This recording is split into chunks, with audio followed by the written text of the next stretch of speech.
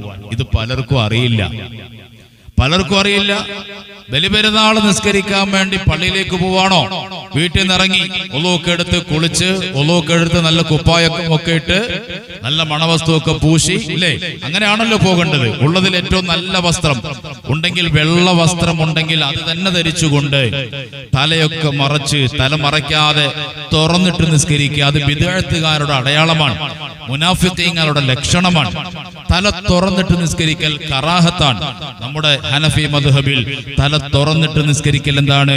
കറാഹത്താണ്. അപ്പൊ തലയൊക്കെ മറച്ച് നല്ല മട്ടത്തിൽ വീട്ടിൽ നിന്ന് ഇങ്ങനെ ഇറങ്ങുമ്പോ എന്ത് ചെയ്യണം? ഉറക്കെ തക്ബീർ ചൊല്ലിക്കൊണ്ട് വേണം പള്ളിയിലേക്ക് പോകാൻ.